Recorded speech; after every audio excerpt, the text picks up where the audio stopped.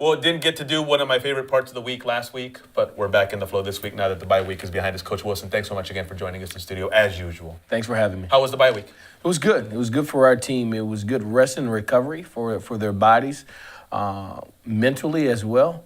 And it was a tremendous opportunity to continue to develop our team in its entirety, our young guys able to get valuable coaching opportunities from their position coach, opposed to being at the other end of the field servicing the opponent.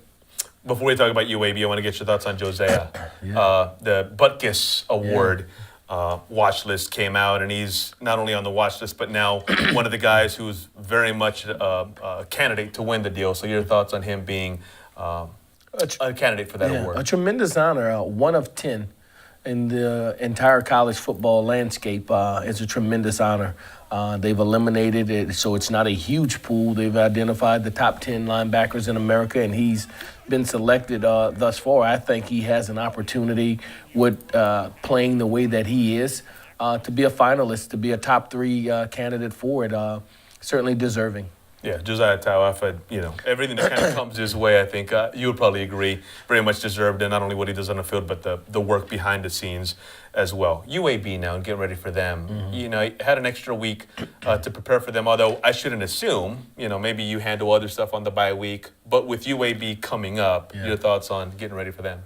It was important for us to take advantage of that week, and so we were able to reflect on ourselves, fix ourselves, but also give our team increments of a UAB football team. So we didn't necessarily game plan last week. We exposed them to UAB, and they were able to see the defense, the offense, and we did some fundamental things or schematic things that are universal. We do week in and week out. And then this week, it's more game-specific. Yeah. They still had another game, which they played UTEP this week, that we wanted to put into our scouting report. And so in watching that, we're now more prepared to game plan against them. You mentioned taking last week to kind of reflect. Is there one thing that you found, a theme, an aspect, whatever it might be, that you found that was kind of overarching or maybe stuck out other than more than others when it came to reflecting and where your team is? It was. You look at our self-study, our self-scout, and what it does, and you do it weekly, but then comprehensively you take it all and you look at your tendencies. It gives you a chance to look in the mirror that when this down and distant or this situation arises, what is that call that's being made, and how are people taking advantage of us? How are we taking advantage of the opponent? And so you really get a chance to study yourself and be able to allow yourself to be more readily prepared for the next game. Yeah, and you look at UAB and a lot of things. Is there one aspect about their team that you go, we got to be extra ready for that?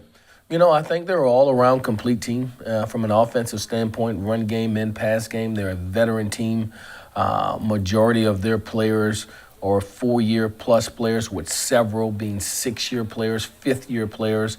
It's one of the rare times that a program takes a year off and are better off for it. Mm-hmm. They take a year off and come back and multi-million-dollar funding of their new facilities, renovation of their stadium, indoor practice arena, and able to get transfers and bodies in without penalty, so those guys didn't have to sit out a year.